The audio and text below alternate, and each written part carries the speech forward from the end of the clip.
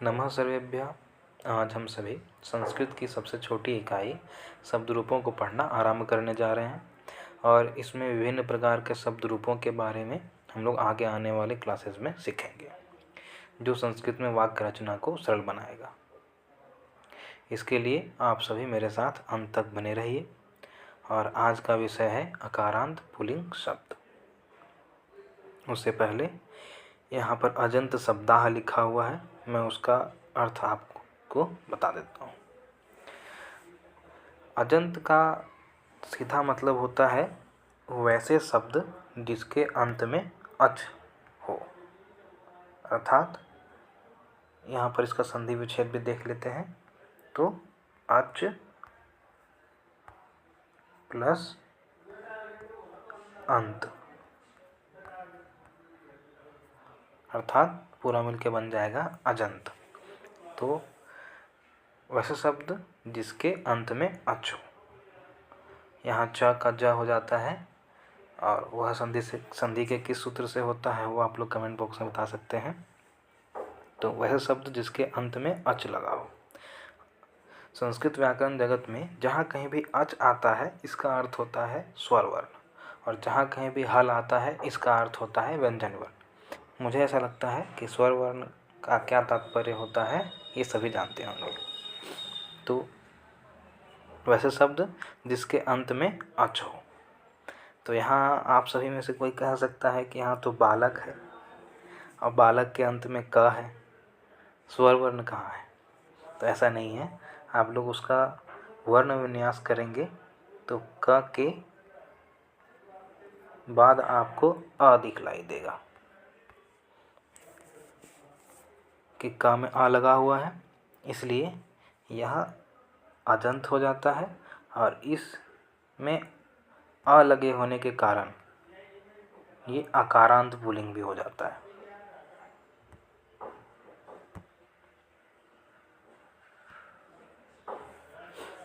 अकारांत भी हो जाता है। वैसे ही देवः शब्द जो आया है उसमें भी वह के बाद अ लगा होता है, वह हलंत अ, तो वो भी अजंत शब्द हो जाएगा और अकारांत भी हो जाएगा। अकारांत क्यों हो जाएगा? क्योंकि अकार अंत में है, इसलिए अकारांतः। और यह शब्द क्या है? पुल्लिंग है ये सब, इसीलिए ये अकारांत पुल्लिंग हो जाएंगे। अब आगे हम लोग बालक का शब्द रूप देखते हैं। तो हमारा शब्द है बालक। बालक की प्रकृति अकारांत है। अकारांत क्यों है आप लोग को पता समझ में आ ही गया होगा। और लिंग, इसका लिंग ये पुल्लिंग है। और एक चीज़ आप लोग यह भी ध्यान में रखना है कि संस्कृत में शब्द पुल्लिंग और स्त्रीलिंग नपुंसक लिंग होते हैं। शब्दों का लिंग निर्धारण होता है। शब्दों का लिंग निर्धारण उनके अर्थ के दृष्टिकोण से नहीं होता है। यहाँ शब्द की जैसी प्रकृति होती है वैसा ही उसको उस लिंग में रखा जाता है।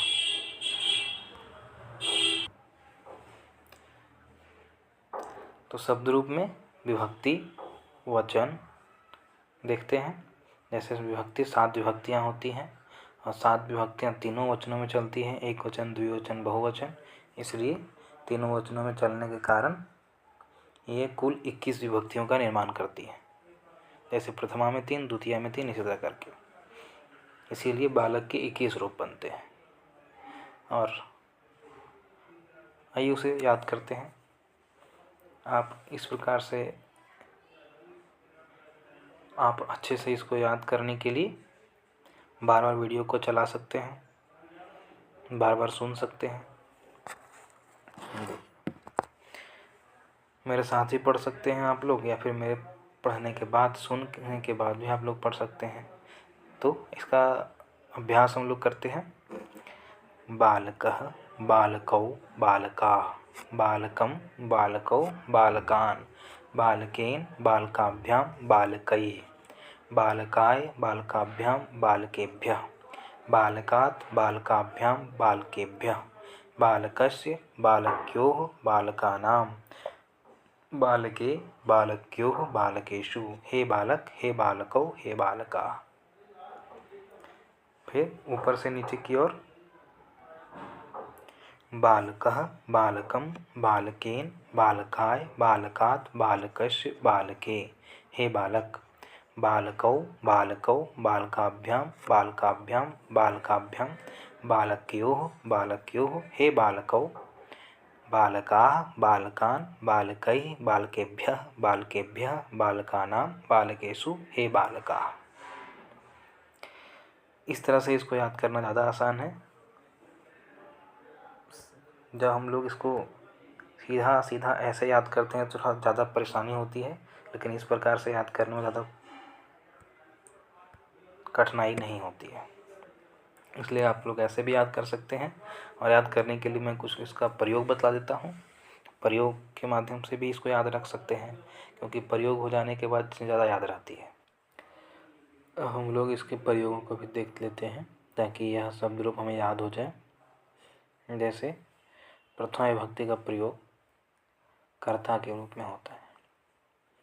किसी भी वाक्य में एक कर्ता होता है, तो कर्ता के लिए प्रथमा विभक्ति का प्रयोग करते हैं। जैसे बालकः खादति, तो बालकः खादति वाक्य में कर्ता बालक है, इसीलिए प्रथमा विभक्ति का प्रयोग कर्ता के रूप में होता है। और अभी हम लोग धातु रूपों के बारे में नहीं पढ़े हैं, इसलिए द्विवचन और बहुवचन का प्रयोग अभी हम लोग नहीं करेंगे। अभी केवल एक वचन का प्रयोग करेंगे सामान्य छोटे छोटे वाक्यों के रूप में। फिर आगे जब हम लोग धातु रूप को पढ़ेंगे तो फिर बड़े बड़े वाक्यों का निर्माण करना सीखेंगे। आगे है द्वितीय विभक्ति। द्वितीय विभक्ति का प्रयोग कर्म के लिए होता है। जैसे वाक्य में कर्ता क्रिया के साथ कर्म होता है, तो जैसे रामः बालकं पाठयति, राम क्या करता है, बालक को पढ़ाता है, तो रामः बालकं पाठयति। तो यहाँ पे बालकम किस प्रकार में, कर्म के रूप में।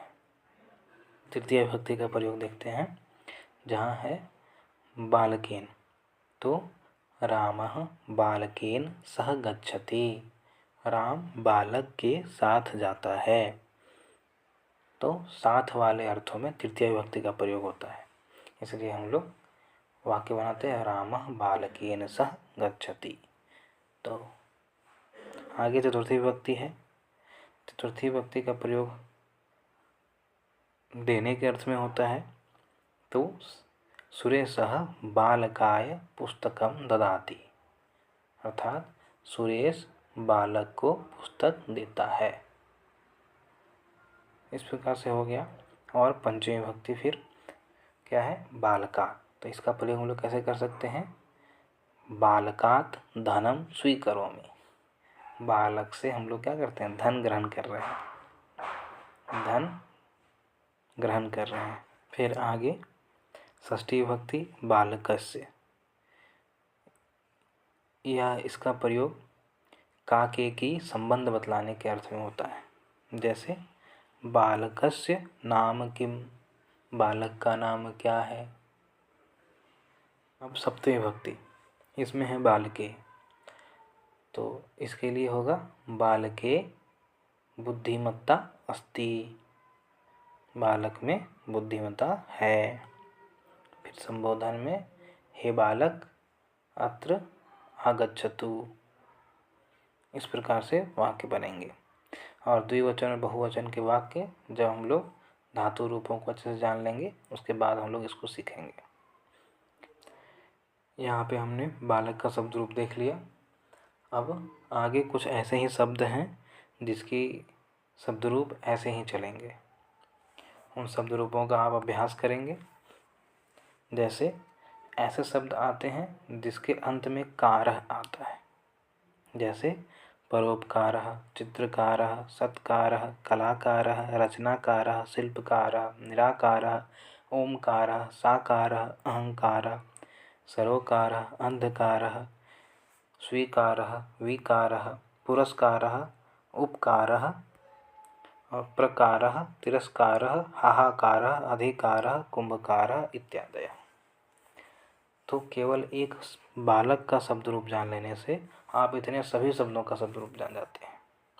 तो केवल उसका शब्द रूप याद करने से इन सभी का शब्द रूप आपको ऑटोमेटिक याद हो जाएगा। केवल इन पर वो फिट बैठाना है। जैसे परोपकारः है तो जैसे बालकः, बालकौ, बालकाः, वैसे ही परोपकारः, परोपकारौ, परोपकाराः, चित्रकारः, चित्रकारौ, चित्रकाराः, सत्कारः, सत्कारौ, सत्काराः, कलाकारः, कलाकारौ, कलाकाराः। ऐसे ही करके आपको इन सभी शब्दों के शब्द रूप तैयार करने हैं और इनका अभ्यास करना है ताकि ये सभी याद हो जाए। इतने शब्दों का यदि आप अभ्यास मात्र केवल कर लेते हैं तो शब्द रूप आपको ऑटोमेटिक याद हो जाएगा। जैसे ये कारः वाले शब्द हो गए। फिर कुछ ऐसे शब्द हैं जिसके अंत में करः आता है, जैसे भास्करः, सुधाकरः, दिवाकरः, रत्नाकरः, दिनकरः, करुणाकरः, कल्याणकरः, सेवाकरः। फिर ऐसे शब्द जिसके अंत में केवल शः आता है। तो उपदेशः, प्रकाशः, कैलाशः, गणेशः, सुरेशः, महेशः, रमेशः, धनेशः, दिनेशः, उद्देश्यः, लोकेशः, लंकेशः, हितोपदेशः, नरेशः, आदेशः, गिरीशः, जगदीशः, वागीशः, श्रीशः इत्यादि। इन सभी शब्दों के शब्द रूप वैसे ही चलेंगे। तो इन सभी शब्दों का आप अच्छे से लिख कर अभ्यास करें ताकि वो सब याद आ जाए। फिर कुछ ऐसे शब्द हैं जिसके अंत में मूर्धन्य स आते हैं। संतोषः, शेषः, दोषः, द्वेषः, प्रेषः, घोषः, अघोषः, विशेषः, झषः, निमेषः। और फिर कुछ शब्द हैं जिसके अंत में सः आते हैं। जैसे वासः, निवासः, विश्वासः, अभ्यासः, इतिहासः, विकासः, समासः, उच्छ्वासः इत्यादि जो शब्द हैं वो सब इसी के अंतर्गत आते हैं। तो आप सभी एक बार इसका अभ्यास कर लेंगे तो ये आपको अच्छे से याद हो जाएगा। और फिर कुछ ऐसे शब्द हैं जिसके अंत में हार आते हैं। हारः, कंठहारः, उपहारः, व्यवहारः, प्रत्याहारः, अल्पाहारः, प्रहारः, संहारः, विहारः। और फिर जिसके अंत में गः आता है। खगः, मृगः, नागः, वेगः, उपयोगः, अभियोगः, रोगः, संयोगः, आयोगः, संयोगः, वियोगः, योगः, खड्गः। तो ये सभी शब्द अजंत हैं। अजंत तो है ही क्योंकि इनके अंत में स्वर वर्ण आते हैं। जब आप इनका वर्ण विन्यास करेंगे तो आपको पता चल ही जाएगा।